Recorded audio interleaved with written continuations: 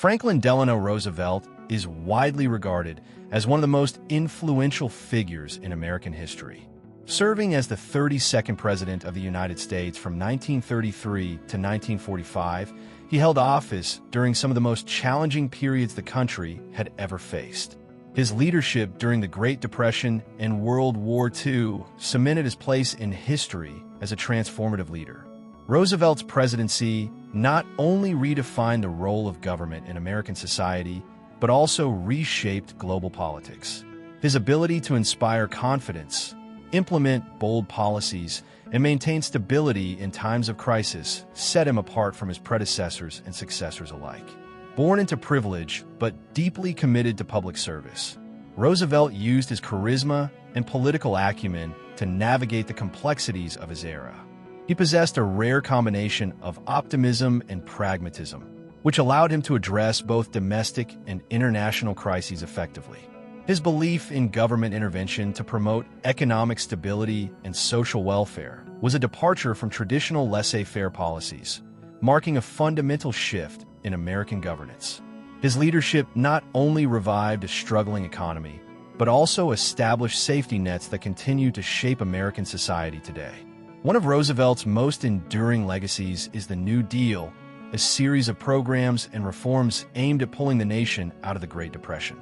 Through large-scale public works projects, financial reforms, and direct government intervention, Roosevelt provided jobs, restored confidence in the banking system, and restructured the economy. These policies laid the foundation for modern social welfare programs, demonstrating the federal government's role in economic security.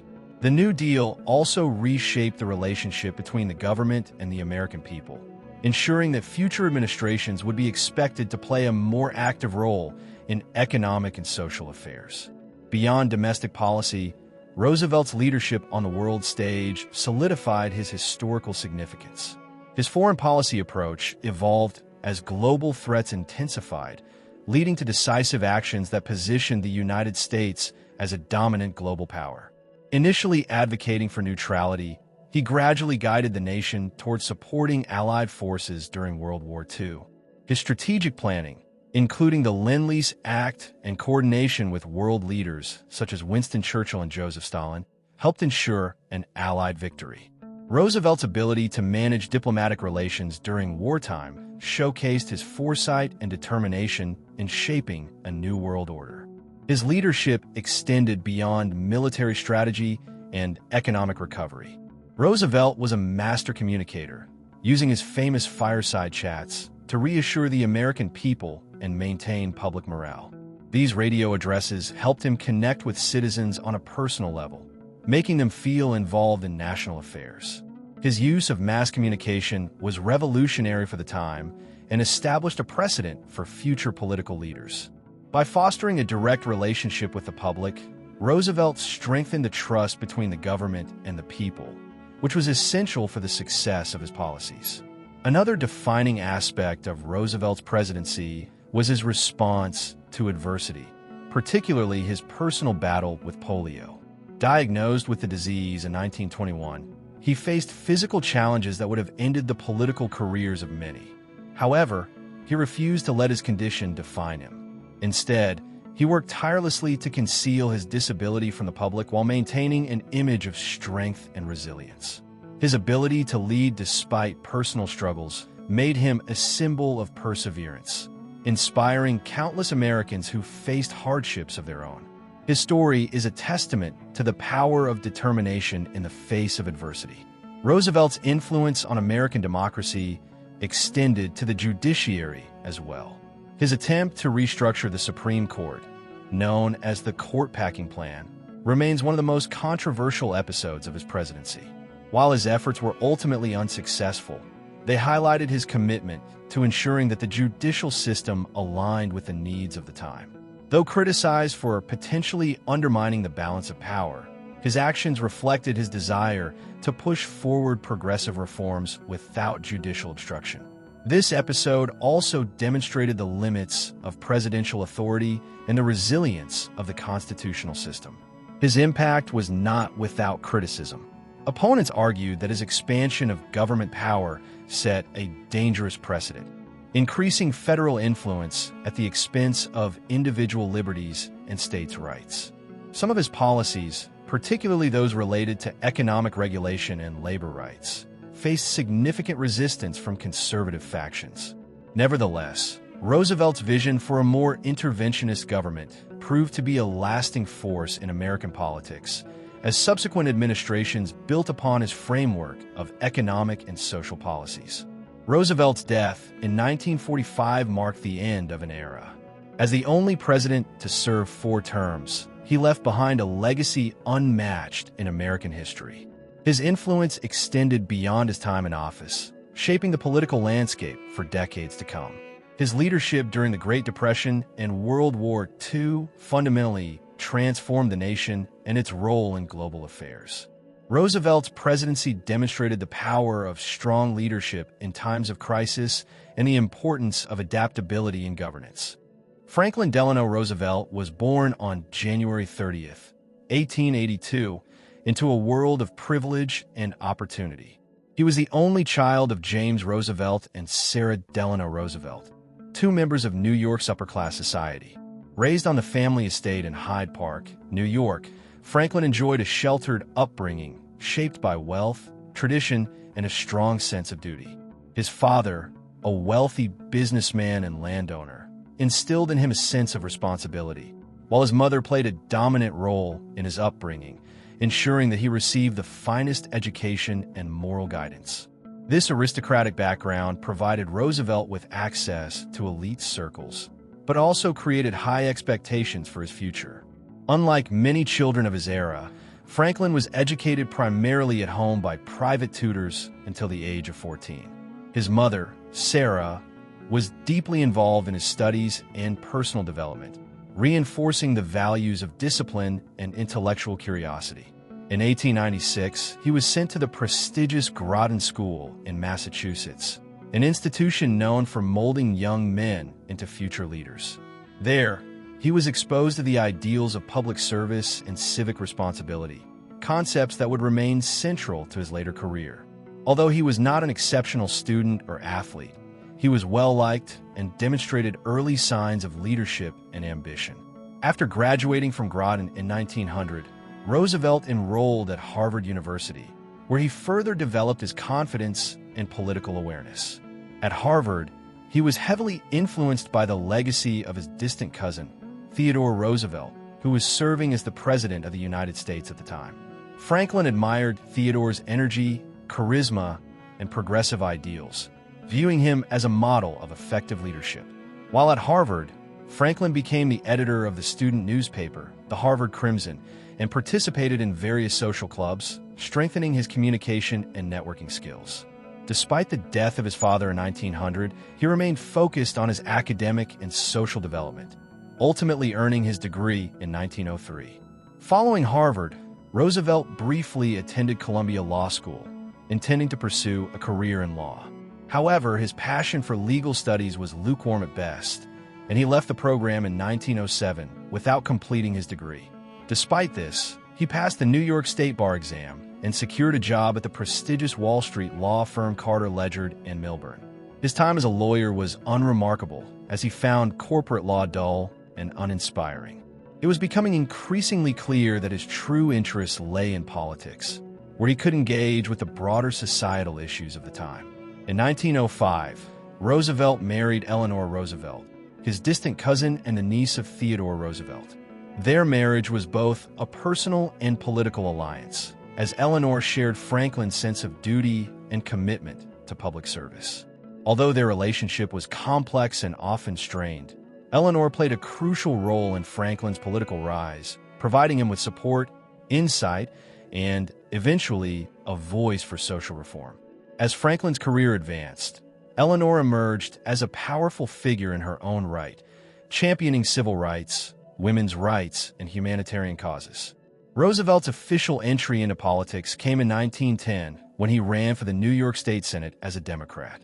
At the time, the Democratic Party in New York was largely controlled by powerful political machines, but Roosevelt, with his name recognition and progressive appeal, positioned himself as a reform candidate. Despite running in a traditionally Republican district, he won the election, marking the beginning of his long and influential political career. His tenure in the state Senate was characterized by his opposition to corrupt party bosses and his advocacy for progressive policies. His willingness to challenge the establishment made him a rising star within the Democratic Party. His success in state politics caught the attention of national leaders, and in 1913, President Woodrow Wilson appointed him as the Assistant Secretary of the Navy. This position, once held by his idol, Theodore Roosevelt, allowed Franklin to gain valuable experience in government administration and military affairs. During his tenure, he worked to modernize the Navy, expand ship production, and improve labor conditions for naval workers. Although he had no military background, he proved to be an effective administrator, demonstrating his ability to navigate complex bureaucratic and logistical challenges. His role during World War I further enhanced his reputation as a capable leader. Roosevelt's time in Washington also introduced him to the complexities of federal government and the importance of strategic alliances. He developed a close working relationship with senior officials and gained insight into the mechanisms of power. However, his ambition was not without setbacks. In 1920, he was selected as the Democratic vice presidential nominee, running alongside presidential candidate James M. Cox. The ticket faced strong opposition from the Republican candidate Warren G. Harding, who campaigned on a platform of returning to normalcy after World War I. The Democrats suffered a crushing defeat, but the experience solidified Roosevelt's presence on the national stage. Following the loss, Roosevelt returned to private life, but his political aspirations remained strong. However, in 1921, he was struck by a personal tragedy that would redefine his life. While vacationing in Campobello, New Brunswick, Roosevelt was diagnosed with polio, a disease that left him permanently paralyzed from the waist down. The sudden loss of mobility was a devastating blow to a man who had built his career on energy and movement. Many assumed that his political career was over, as few believed that an individual with a severe physical disability could hold public office. Despite the overwhelming challenges, Roosevelt refused to be defeated by his condition. Through years of rehabilitation, therapy, and sheer determination, he regained enough strength to continue his public life. He became an advocate for polio research and rehabilitation, founding the Warm Springs Institute in Georgia to help others afflicted with the disease. More importantly, he learned to manage his public image carefully, using braces, canes, and the support of aides to maintain an appearance of strength. His ability to overcome adversity became one of the defining aspects of his character, shaping his resilience and resolve in the years to come. By the late 1920s, Franklin Delano Roosevelt had re-emerged as a formidable political figure, despite the challenges posed by his battle with polio. His resilience and determination impressed Democratic leaders, who saw in him a potential leader for the future. After years of rehabilitation and careful image management, Roosevelt was ready to return to public office. His opportunity came in 1928 when he was nominated as the Democratic candidate for governor of New York. The state was one of the most politically significant in the country, and its governorship was a stepping stone to the presidency. Although the political climate was uncertain, Roosevelt seized the moment, using his charm and progressive ideals to rally voters. The election of 1928 was a challenging one for Democrats nationwide. The presidential race pitted New York Governor Al Smith, a Catholic and a strong opponent of prohibition, against Republican Herbert Hoover. Smith's candidacy faced intense opposition, particularly from rural and Protestant voters, who viewed him with suspicion. Roosevelt, running for governor in the same election, had to navigate these political difficulties while maintaining his own identity separate from Smith's national campaign. Unlike Smith, Roosevelt avoided divisive religious and cultural issues, focusing instead on economic development, labor rights, and infrastructure improvements. His strategy paid off. While Smith lost the presidency in a landslide, Roosevelt won the governorship of New York by a narrow margin. Taking office in January 1929, Roosevelt inherited a state that was economically strong but facing underlying challenges. New York was the financial hub of the nation, and the rapid industrialization of the early 20th century had created significant disparities in wealth. Workers in factories, construction sites, and urban centers often faced poor working conditions, long hours, and low wages. Rural farmers, meanwhile, struggled with falling crop prices and increasing debt. Roosevelt recognized that while the economy was booming on the surface, systemic issues were threatening the well-being of ordinary citizens. His approach as governor would be defined by progressive policies aimed at addressing these concerns. One of Roosevelt's early initiatives was labor reform. Influenced by his experiences as Assistant Secretary of the Navy and his interactions with working-class Americans, he pushed for improved labor protections, including better wages and shorter work hours. He supported legislation that expanded workers' compensation and established safeguards against exploitative employment practices. These efforts won him widespread support among labor unions and blue-collar workers, strengthening his political base. His ability to balance progressive ideals with practical governance demonstrated his growing skill as a leader. In October 1929, just months into Roosevelt's tenure, the stock market crashed, triggering the onset of the Great Depression. The economic collapse devastated New York, where Wall Street was at the center of the financial crisis. Thousands of businesses closed, banks failed, and unemployment skyrocketed. The effects of the crash rippled through every sector of society, leaving families destitute and eroding public confidence in the government. As the crisis deepened, Roosevelt faced one of the most challenging tests of his career: how to respond to an economic catastrophe with no clear precedent. Unlike many political leaders who hesitated in the face of uncertainty, Roosevelt took immediate action. He implemented emergency relief programs to assist struggling families, allocating state funds for unemployment aid and public works projects. His administration created work programs that provided jobs for the unemployed, including infrastructure projects such as road construction and bridge repairs. He also expanded state welfare assistance, ensuring that those hardest hit by the Depression had access to basic necessities. These policies reflected his belief that government had a responsibility to protect its citizens in times of crisis. Roosevelt's leadership during the Depression made him a national figure. While President Hoover and the federal government remained largely inactive in responding to the economic downturn, Roosevelt's proactive approach in New York stood in stark contrast. His ability to enact relief measures quickly and effectively positioned him as a leader who understood the struggles of ordinary Americans. He gained a reputation as a problem solver, one who could bring hope to those suffering from economic hardship. His speeches, delivered with his characteristic optimism and confidence, reassured the public that recovery was possible. Beyond economic policies, Roosevelt also championed social welfare and environmental conservation. He expanded state programs for housing and education, ensuring that public services remained accessible despite budgetary constraints. He also promoted conservation efforts, advocating for the responsible management of New York's natural resources. His administration worked to modernize infrastructure while preserving the state's forests and waterways, balancing industrial progress with environmental stewardship. These initiatives demonstrated his broad vision for governance, one that combined economic recovery with long-term sustainability. Roosevelt's tenure as governor also tested his political instincts. He skillfully navigated conflicts with the state legislature, often using his personal charm and persuasive abilities to win over opponents. While some lawmakers resisted his progressive policies, he maintained a pragmatic approach, adjusting his strategies to ensure legislative victories. His ability to build coalitions and negotiate compromises became one of his defining traits as a leader. These skills would later prove invaluable on the national stage. As the Great Depression deepened, Franklin D. Roosevelt's reputation as a dynamic and effective leader grew beyond the borders of New York.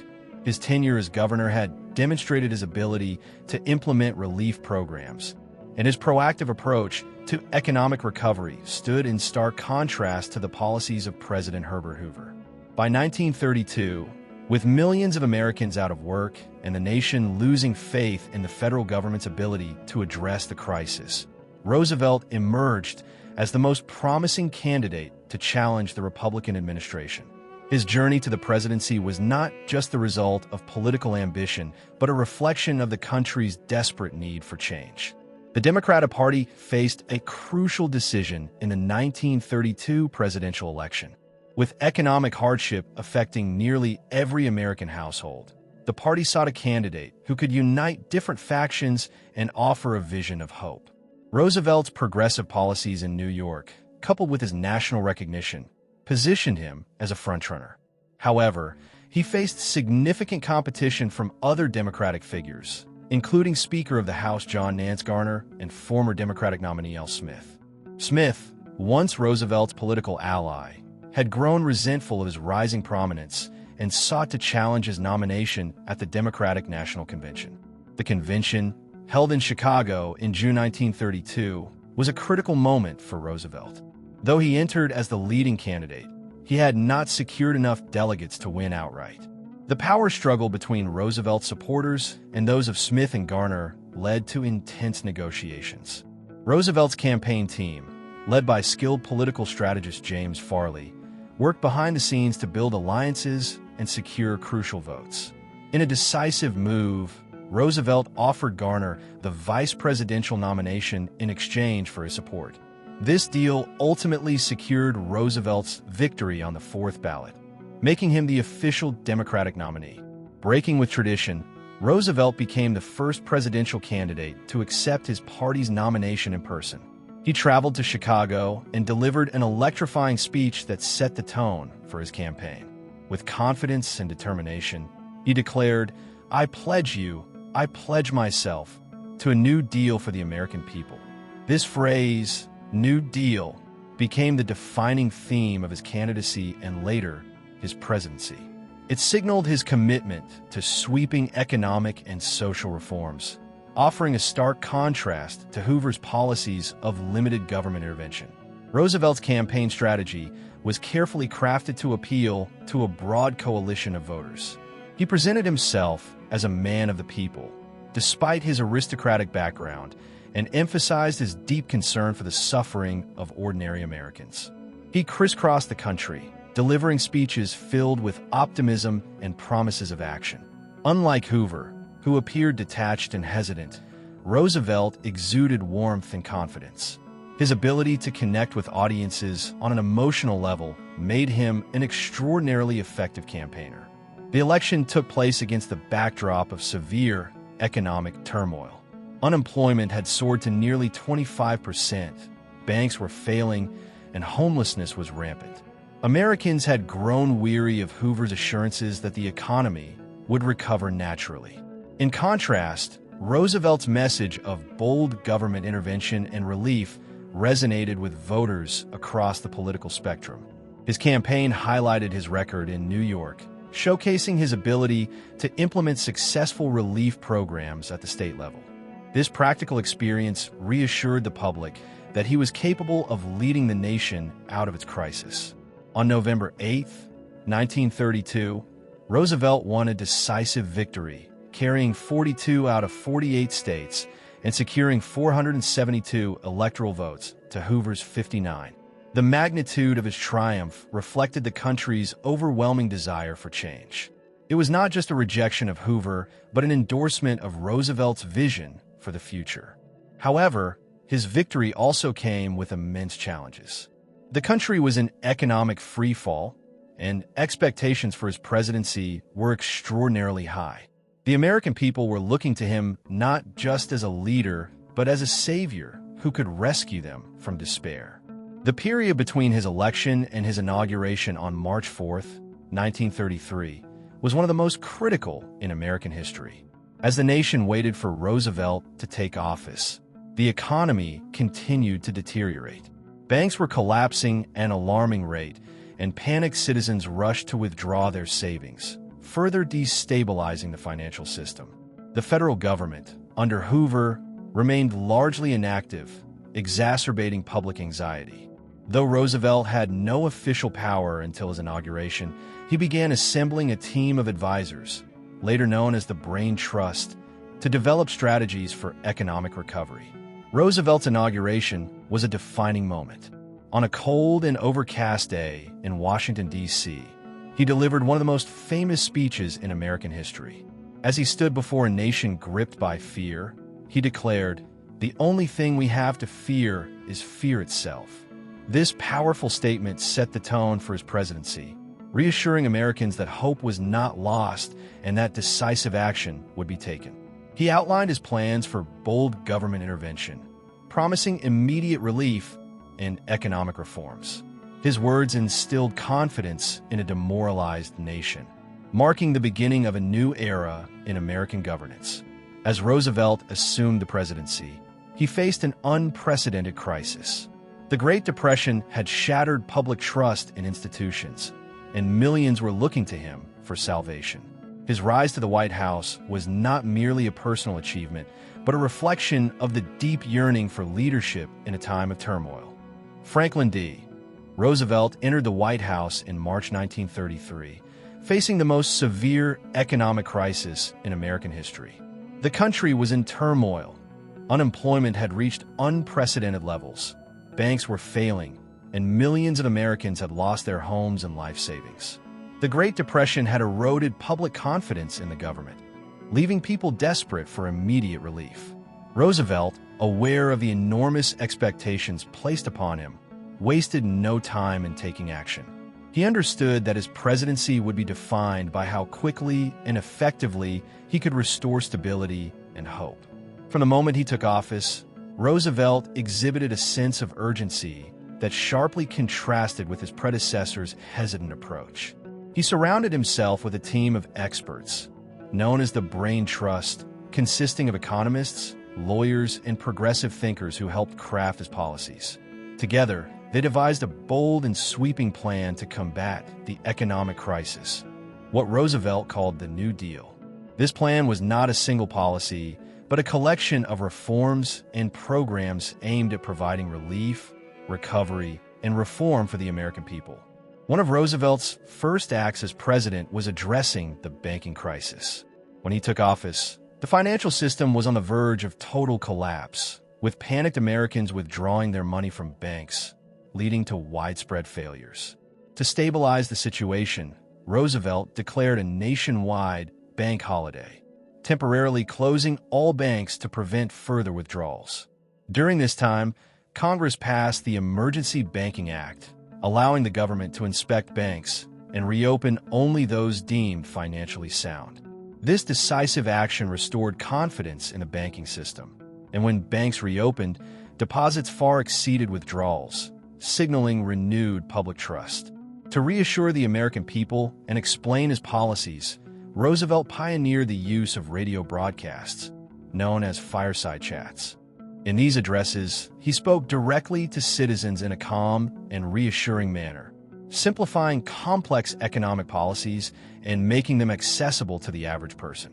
His ability to communicate effectively became one of his greatest strengths, as it allowed him to connect with Americans on a personal level. These broadcasts helped restore faith in the government and convince the public that Roosevelt was actively working to solve their problems.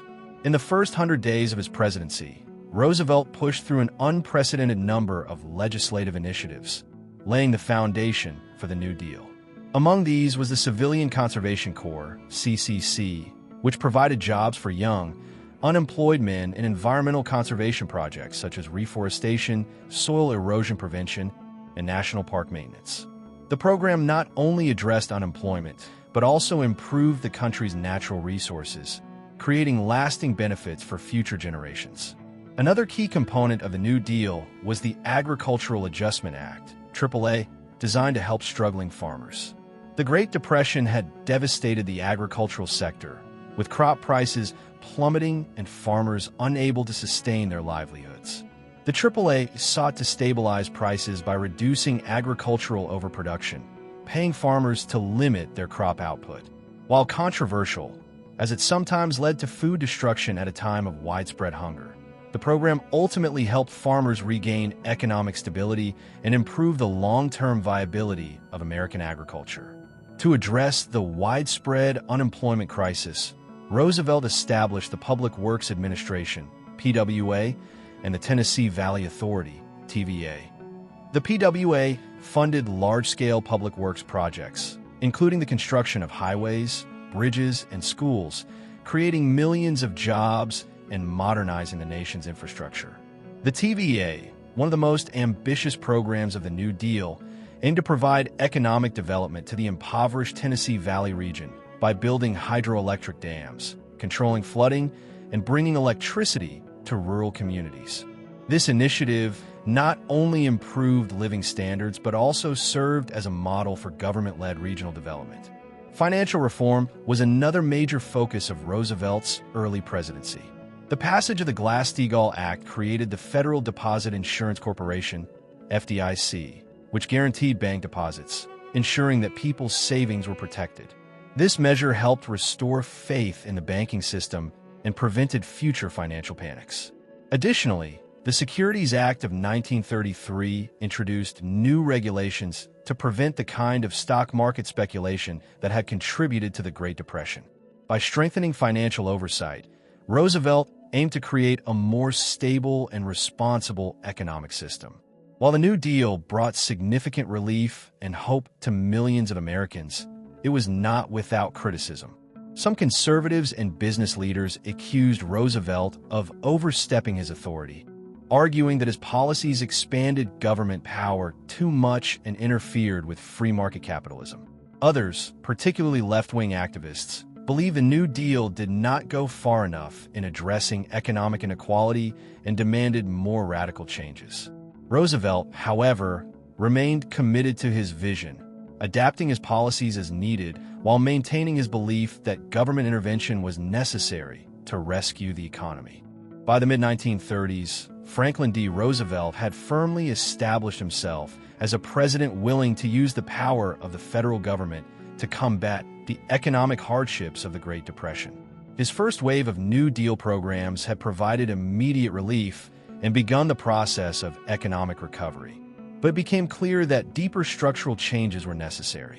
While unemployment had decreased and the economy showed signs of improvement, millions of Americans were still struggling. Roosevelt, recognizing that his work was far from finished, embarked on an even more ambitious phase of reform, what would come to be known as the Second New Deal.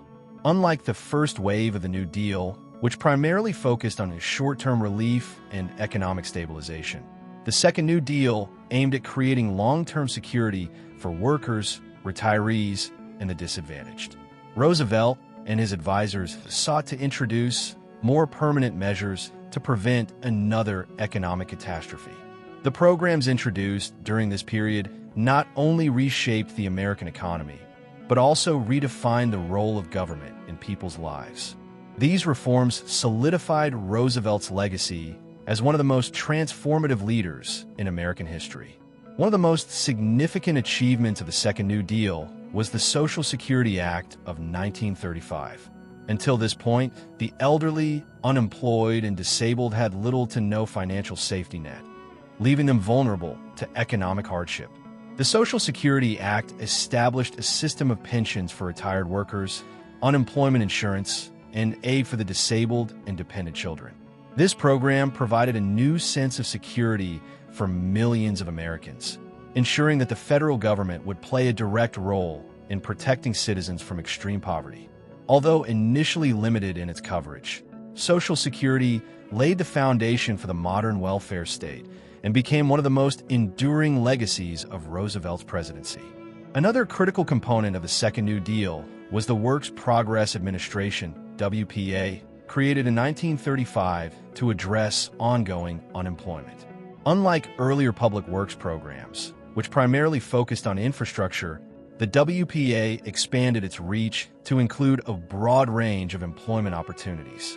It funded the construction of roads, bridges, schools, and public buildings while also providing jobs for artists, writers, and musicians.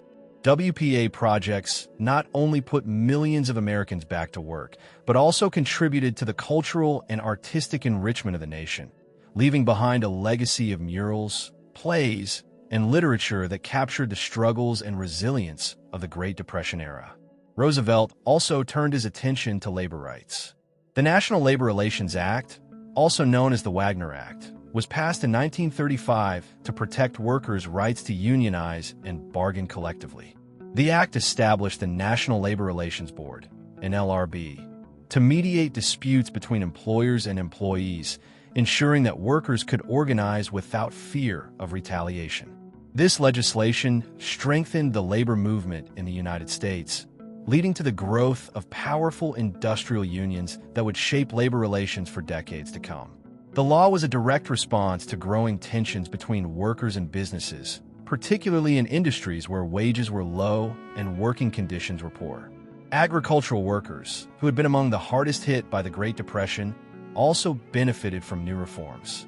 The Resettlement Administration, RA, and later the Farm Security Administration, FSA, were created to assist struggling farmers by providing loans, relocating impoverished families, and promoting soil conservation techniques. The Dust Bowl crisis of the 1930s had devastated farmlands in the Midwest, forcing thousands of families to abandon their homes in search of better opportunities. Roosevelt's administration sought to address this crisis by implementing conservation programs and offering financial aid to displaced farmers, helping them rebuild their lives. Despite the successes of the Second New Deal, Roosevelt faced mounting opposition from both political conservatives and members of the business community. Many wealthy industrialists viewed his policies as an attack on capitalism, accusing him of pushing the country towards socialism. Business leaders, who had long been accustomed to minimal government intervention, resented the expansion of federal oversight and regulation. Conservative lawmakers and Supreme Court justices also sought to challenge Roosevelt's reforms, arguing that they overstepped the limits of executive power. The growing resistance from the Supreme Court led to one of the most controversial moments of Roosevelt's presidency, the court packing plan.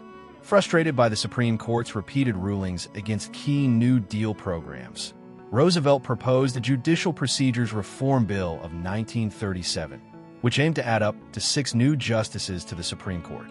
His justification was that the court was overburdened and needed younger, more progressive judges who would support his policies. However, the proposal was widely criticized as an attempt to undermine judicial independence and consolidate power. Even some of Roosevelt's strongest allies opposed the plan, seeing it as an overreach of executive authority. Ultimately, the bill failed, but the controversy surrounding it damaged Roosevelt's political standing. Despite this setback, the Second New Deal had a lasting impact on American society. Roosevelt's policies not only provided immediate relief, but also created a framework for a more secure and regulated economy. Programs such as Social Security, labor protections, and public works projects transformed the expectations of what the federal government could and should do for its citizens. While not all of his policies were universally accepted, the fundamental principle that government had a responsibility to ensure economic stability and social welfare became deeply embedded in American political thought. As the 1930s progressed, the world was inching closer to a conflict that would eventually engulf multiple continents. While Franklin D. Roosevelt remained focused on domestic recovery and the implementation of the New Deal, he could not ignore the escalating tensions in Europe and Asia. Fascist regimes in Germany, Italy, and Japan were growing increasingly aggressive, threatening the fragile peace that had existed since the end of World War I. Roosevelt, a firm believer in democracy and international cooperation, faced a difficult challenge: how to prepare the United States for potential involvement in a global war while navigating the strong isolationist sentiment that dominated American politics at the time. The rise of Adolf Hitler in Germany and Benito Mussolini in Italy alarmed Roosevelt, as both leaders openly defied the Treaty of Versailles and sought to expand their territories. In Asia, Japan's imperial ambitions had already led to the invasion of Manchuria in 1931, and by 1937, Japanese forces launched a full-scale war against China. These events signaled a dangerous shift in the global order, yet many Americans remained reluctant to intervene in foreign conflicts. Memories of World War I were still fresh, and a widespread belief persisted that American involvement in that war had been a mistake.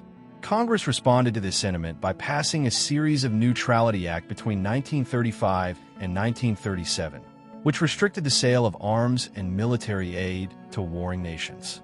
Despite these constraints, Roosevelt was deeply concerned about the consequences of unchecked aggression. While he publicly supported neutrality, he also sought ways to assist democratic nations threatened by totalitarian regimes.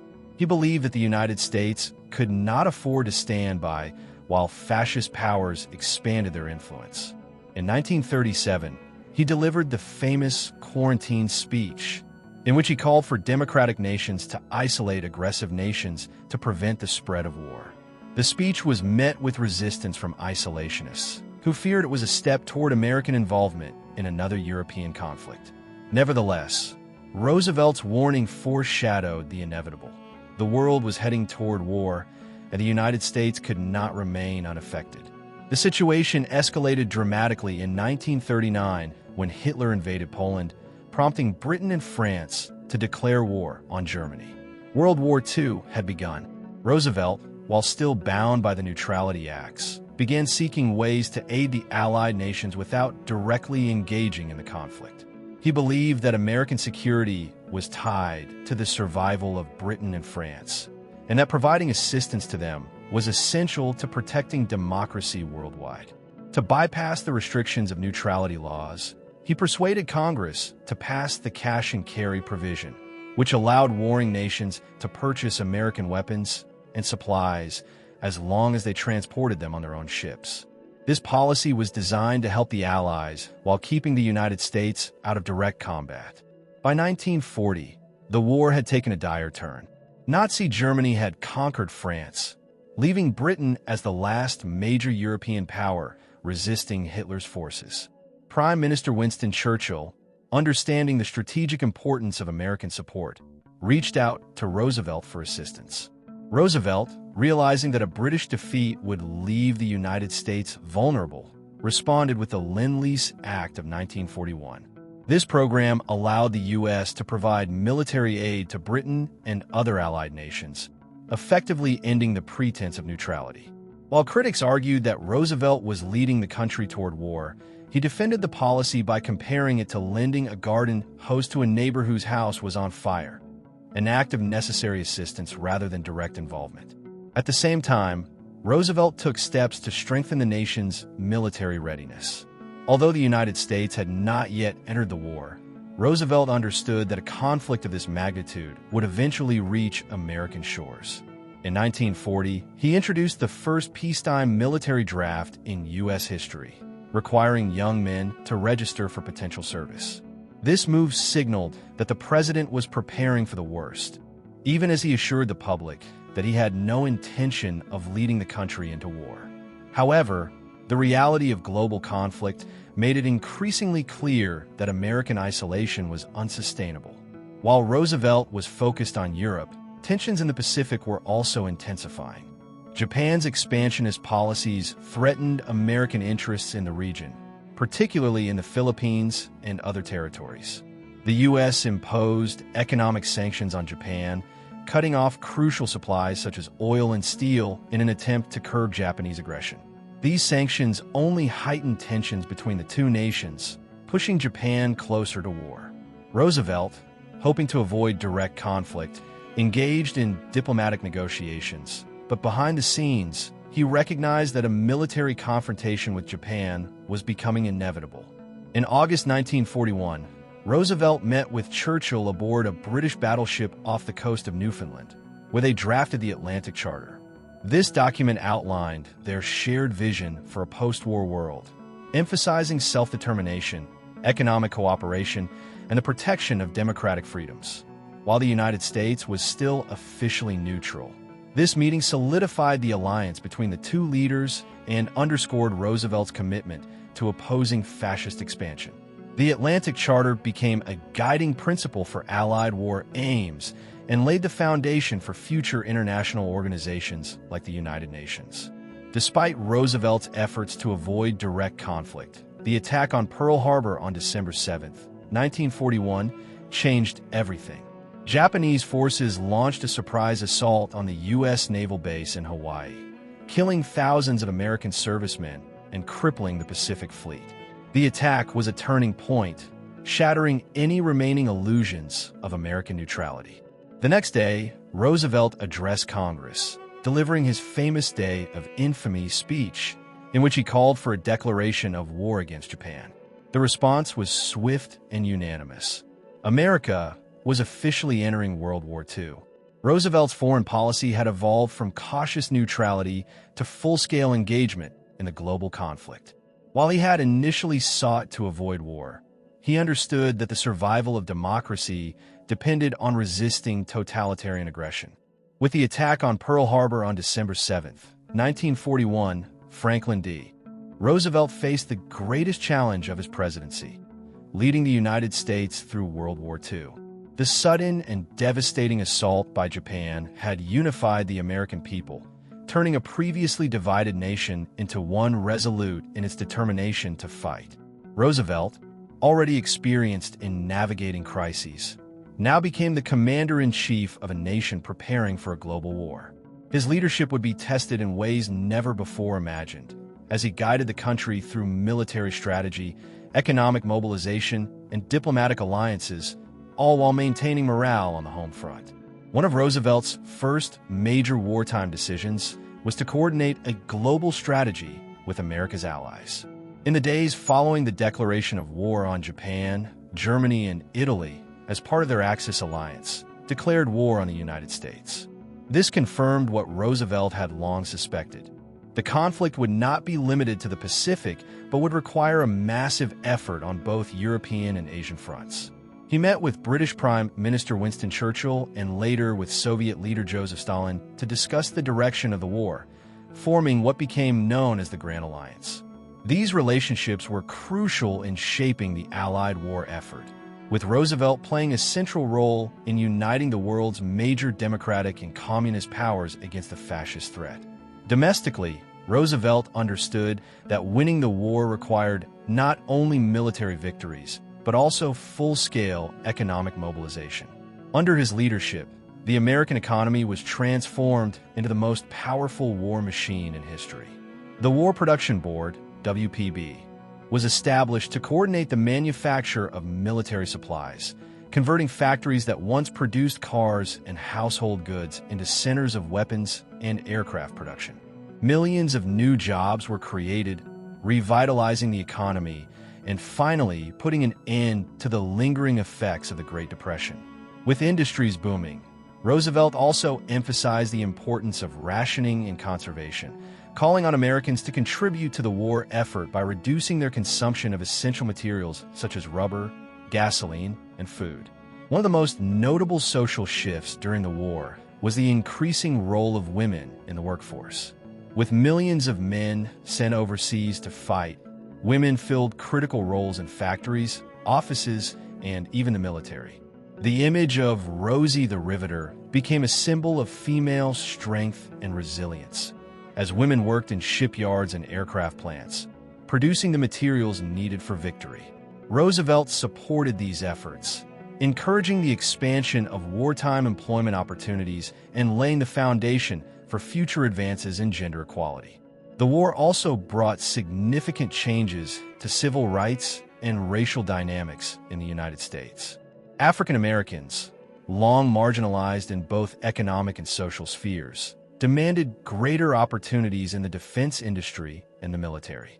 Under pressure from civil rights leaders like Philip Randolph, Roosevelt signed Executive Order 8802, which prohibited racial discrimination in defense industries and led to the creation of the Fair Employment Practices Committee. While segregation persisted, this action marked an important step toward addressing racial inequalities and set the stage for the civil rights movement in the post-war era. Militarily, Roosevelt was involved in key strategic decisions that shaped the course of the war. He and his generals, including Dwight D. Eisenhower and George Marshall, devised a plan to first defeat Nazi Germany before focusing on Japan. The North African Campaign of 1942 to 1943 marked the first major U.S. engagement in the European theater, leading to the eventual invasion of Italy. Meanwhile, in the Pacific, the United States launched a strategy of island hopping, gradually reclaiming territories from Japanese control while preparing for an eventual invasion of the Japanese mainland. One of the most crucial moments of the war came on June 6, 1944, D-Day. Roosevelt played a vital role in planning and approving the massive Allied invasion of Nazi-occupied France. The operation, led by General Eisenhower, involved over 150,000 troops storming the beaches of Normandy in what became the largest amphibious assault in history. The success of this invasion marked the beginning of the end for Nazi Germany, as Allied forces pushed through France and into the heart of Hitler's empire. Roosevelt addressed the nation on this day with a solemn prayer, acknowledging the sacrifice of American soldiers and reinforcing the moral imperative of defeating fascism. Throughout the war, Roosevelt remained deeply engaged in diplomatic efforts to shape the post-war world. He met with Churchill and Stalin at the Tehran Conference in 1943 and later at Yalta in early 1945, where discussions centered on post-war Europe, the establishment of the United Nations, and the fate of Eastern Europe. Roosevelt envisioned a world where lasting peace could be maintained through international cooperation, advocating for the creation of a global organization to prevent future conflicts. His efforts laid the groundwork for what would become the United Nations, a legacy that endured long after the war's end. Despite the immense stress of leading a global war effort, Roosevelt's resolve never wavered. However, by 1944, his health had begun to decline significantly. Suffering from high blood pressure and heart disease, he showed visible signs of exhaustion. Yet he insisted on running for an unprecedented fourth term as president. The American people, recognizing the importance of steady leadership in wartime, re-elected him in a landslide victory. He continued to guide the war effort, but his declining health became increasingly apparent in the months that followed. As the war drew to a close, Roosevelt did not live to see the final victory. On April 12, 1945, just months before the official surrender of Nazi Germany and later Japan, he suffered a fatal cerebral hemorrhage at his retreat in Warm Springs, Georgia. His sudden death shocked the nation, as he had been the only president many Americans had known in their lifetime. While he did not witness the official end of the war, his leadership had already ensured the defeat of totalitarian regimes and the emergence of the United States as a global superpower. Roosevelt's wartime presidency left an indelible mark on American history. He had guided the nation through its darkest hours with a steadfast commitment to democracy, international cooperation, and economic resilience. His leadership transformed the United States from an isolationist power into a global force for freedom and peace. Franklin D. Roosevelt's sudden death on April 12, 1945, marked the end of an era. After 12 years in office, he had not only reshaped the American presidency, but had also fundamentally altered the course of global history. His leadership through the Great Depression and World War II left an enduring legacy that would influence both domestic policies and international relations for decades to come. Although he did not live to see the final victory, Roosevelt's vision had already shaped the framework of the post-war world. His successor, Harry S. Truman, was left with the enormous task of bringing the war to an official end and implementing the plans Roosevelt had set in motion for the New World Order.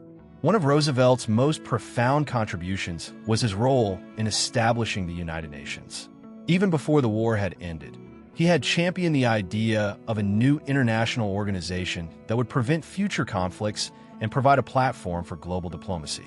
At the Yalta Conference in February 1945, he had successfully negotiated with British Prime Minister Winston Churchill and Soviet leader Joseph Stalin to lay the groundwork for this organization. Roosevelt's vision for the United Nations was based on the belief that peace could only be maintained through collective security and cooperation among nations. Although he did not live to see its official founding in October 1945, his advocacy ensured that the United States took a leading role in shaping the new global order. Domestically, Roosevelt's presidency redefined the role of the federal government in American life. The economic policies of the New Deal had fundamentally changed the relationship between the government and its citizens, introducing social welfare programs, financial regulations, and public infrastructure projects that remained in place long after his death. Programs such as Social Security provided a safety net for millions of Americans, while labor protections and regulatory reforms reshaped the economy. The post-war economic boom that followed was in many ways a result of the industrial expansion and government intervention that Roosevelt had pioneered. His policies laid the foundation for a modern American economy that balanced free enterprise with federal oversight. In addition to his economic and diplomatic achievements, Roosevelt's leadership transformed the American presidency itself. Prior to his tenure, no president had served more than 2 terms. Roosevelt's ability to win 4 consecutive elections demonstrated the deep trust the American people placed in him during times of crisis. However, his extended presidency also led to the eventual passage of the 22nd Amendment in 1951, which limited presidents to 2 terms in office. While this change was meant to prevent the consolidation of power, it also underscored Roosevelt's unique position in history. His leadership had been so essential that Americans had repeatedly turned to him in moments of uncertainty. Roosevelt's impact on civil rights and social justice was complex. While he took significant steps to support marginalized communities, his policies often reflected the political constraints of his time. His administration had provided opportunities for African Americans through programs like the Fair Employment Practices Committee, which sought to eliminate racial discrimination in war industries.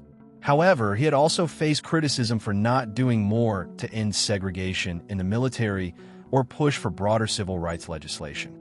His decision to intern Japanese Americans during the war, a move he justified as a national security measure, remains one of the most controversial aspects of his presidency. While Roosevelt was a progressive in many ways, his legacy in civil rights was a mixture of advancement and missed opportunities. Internationally, Roosevelt's diplomatic strategies shaped the geopolitical landscape of the 20th century. His ability to maintain strong alliances with Britain and the Soviet Union ensured the defeat of the Axis powers, but it also set the stage for the tensions that would later emerge in the Cold War. While Roosevelt had worked closely with Stalin during the war, he remained hopeful that the United States and the Soviet Union could coexist peacefully in the post-war world.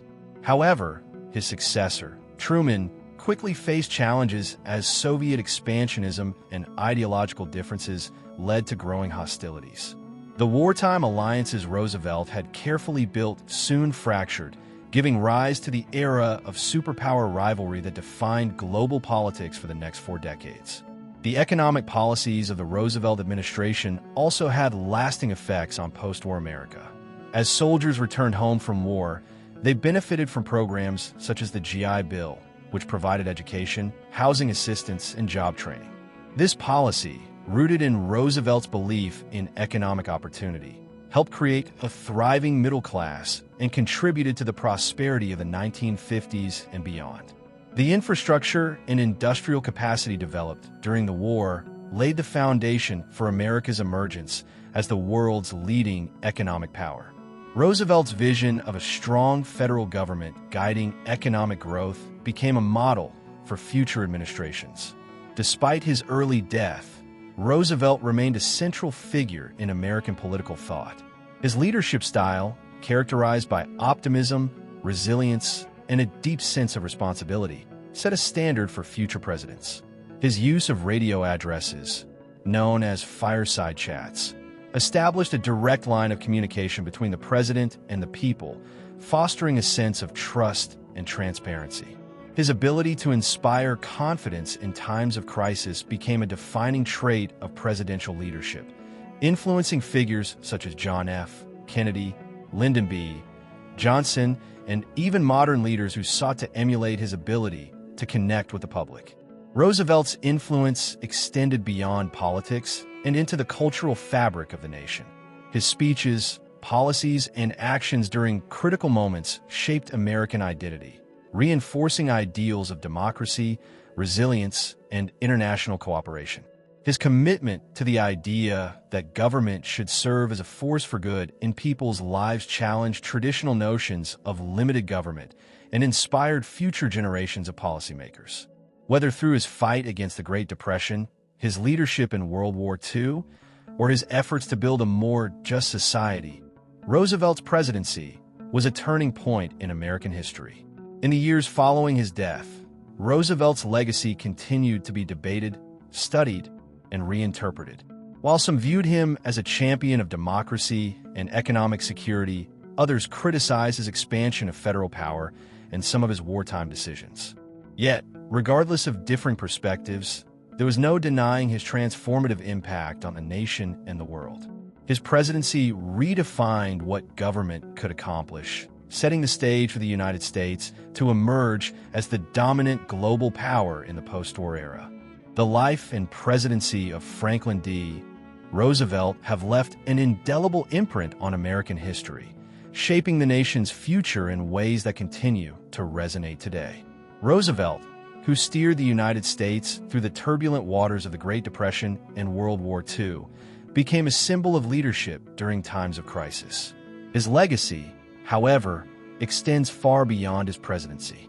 The institutions, policies, and ideals he championed not only transformed the United States, but also played a pivotal role in defining the 20th century. As the world moved into the post-war era, Roosevelt's influence continued to inform global geopolitics, economic systems, and social welfare programs, laying the groundwork for the modern era. Roosevelt's unparalleled ability to communicate with the American public through his fireside chats remains one of his most enduring legacies. By addressing the nation over the radio, he not only reassured citizens during times of crisis, but also created a sense of personal connection between the president and the people. His words provided comfort during the darkest days of the Great Depression, and later, they rallied the nation during World War II. Roosevelt's approach to communication changed the way presidents interacted with the public, setting a precedent for future leaders who recognized the importance of transparency and direct engagement with the citizenry. The enduring legacy of Roosevelt's New Deal cannot be overstated. His administration expanded the role of the federal government in ways previously unimaginable, establishing social safety nets and regulations that continue to protect Americans today. Programs like Social Security, unemployment insurance, and federal insurance for bank deposits were designed to offer financial security to the most vulnerable members of society. These initiatives were not only essential in lifting the United States out of the Great Depression, but also laid the foundation for the modern welfare state. Roosevelt's vision for a more equitable society marked a dramatic shift in the American political landscape, one that would continue to influence policy for generations. Beyond domestic policies, Roosevelt's international vision also left a lasting impact. His role in founding the United Nations created a platform for global cooperation, diplomacy, and peacekeeping that remains vital today. Roosevelt's commitment to creating a more just and peaceful world order was instrumental in establishing international frameworks that continue to shape the geopolitical landscape. Though he did not live to see the full impact of the United Nations, his vision of a cooperative world free from totalitarianism set the course for global governance in the post-war years. Today, the United Nations remains a central institution in international diplomacy, human rights, and conflict resolution, continuing to reflect the ideals Roosevelt championed. Roosevelt's economic policies also reshaped the global economic order.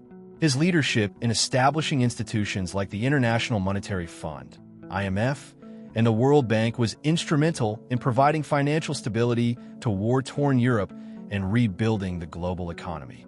The Bretton Woods Conference, which took place in 1944 as Roosevelt's health began to fail, led to the creation of a new international monetary system that promoted economic cooperation and stability. These institutions, formed under Roosevelt's vision, continue to play critical roles in global finance and development, fostering international economic stability in the post-war world. Domestically, Roosevelt's influence on American politics extended into the realm of civil rights. Though his record on civil rights was complex and at times disappointing, his presidency marked an important shift in racial and social issues. His appointment of African Americans to key positions in government, his support for the Fair Employment Practices Committee, and his efforts to ensure better treatment of minorities in wartime industries set the stage for future progress in civil rights. While his actions were often limited by political considerations, Roosevelt's recognition of a need for racial justice helped pave the way for the civil rights movement of the 1950s and 1960s. Roosevelt's approach to governance also contributed to the expansion of the executive branch's power, a shift that has had lasting implications for American politics. Under his leadership, the executive office grew in influence and authority, particularly in the areas of national security, foreign policy, and economic regulation. The expansion of presidential powers, which began with Roosevelt, has been a defining characteristic of the modern American presidency. His ability to enact sweeping policy changes through executive orders, as well as his close relationship with Congress, solidified the executive branch as the central force in American governance. This evolution of the presidency under Roosevelt continues to shape how modern presidents engage with the legislative process and the nation's governance. Even after his death, Roosevelt's influence remained evident in the policies of his successors. His vision for a strong federal government, international cooperation, and social safety nets continued to guide U.S. presidents, from Harry S. Truman to Lyndon B. Johnson and beyond. Truman, in particular, followed Roosevelt's foreign policy strategy, leading the U.S. through the early stages of the Cold War and overseeing the implementation of the Marshall Plan, which reflected Roosevelt's commitment to rebuilding war-torn Europe. The foundations Roosevelt laid during his presidency became essential elements of American politics for decades after his death. Roosevelt's impact on the American public was profound.